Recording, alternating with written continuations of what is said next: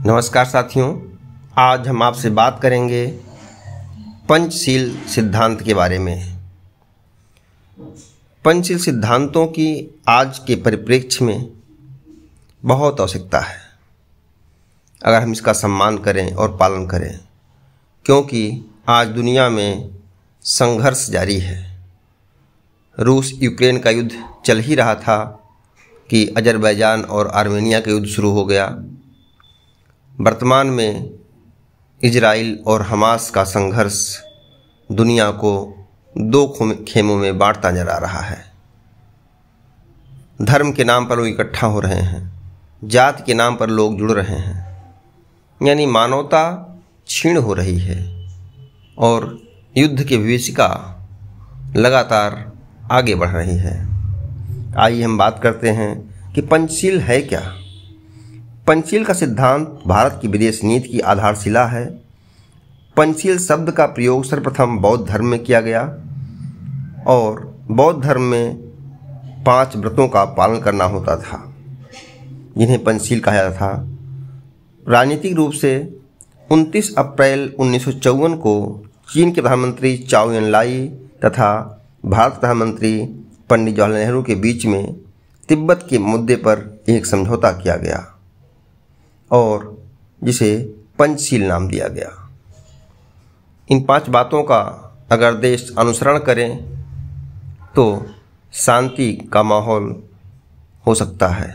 इन 5 बातों को देखा जाए, पहली बात है एक दूसरे की प्रादेशिक अखंडता और सर्वोच्चता के लिए पारस्परिक भावना हो, यानी एक दूसरे के देश के बारे में हम उसकी अखंडता बनाए रखें और एक अच्छी भावना रखें। दूसरी बात है एक राष्ट्र दूसरे राष्ट्र पर आक्रमण ना करे। तीसरी बात है कोई भी राष्ट्र एक दूसरे के आंतरिक मामलों में हस्तक्षेप ना करे। चौथी बात, सभी राष्ट्र समानता तथा पारस्परिक लाभ के सिद्धांत का अनुसरण करें। 5वीं बात, शांतिपूर्ण सह अस्तित्व को सभी राष्ट्र माने। इन 5 बातों पर अगर हम अमल करें तो विश्व में शांति हो सकती है।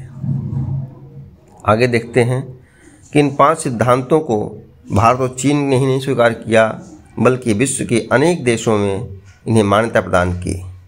सोवियत संघ, बर्मा, कंबोडिया, मिस्र, Indonesia, Laos, Nepal, Poland, Yugoslavia प्रमुख रूप से इन सिद्धांतों को मानने के लिए राजी हुए। 10 अप्रैल सन 1955 को नई दिल्ली में एशिया तथा अफ्रीका के 14 राज्यों से आए हुए प्रतिनिधियों ने इस बात पर सहमति व्यक्त की और अप्रैल 1955 में बांडुंग सम्मेलन में इन सिद्धांतों को विस्तृत रूप दिया गया। इसमें 5 अन्य बातें भी जोड़ी गईं। 14 सितंबर सन 1959 को 82 राष्ट्रों की संयुक्त राष्ट्र संघ की महासभा ने भारत द्वारा प्रस्तुत पंचशील सिद्धांत को स्वीकार कर लिया। इन पंचशील सिद्धांतों के द्वारा अगर हम विश्व की राजनीति में स्थिरता कायम करने का प्रयास करें और सभी राष्ट्र इन 5 बातों का सम्मान करें तो शायद युद्ध ना हो, आपसी भाईचारा बना रहे, क्योंकि युद्ध मानवता का विकास नहीं करता, विनाश करता है। नमस्कार साथियों, हम आपसे मीडिया गुरु पर बात और संवाद करते रहेंगे। आप लाइक, सब्सक्राइब और शेयर करते रहिए। धन्यवाद।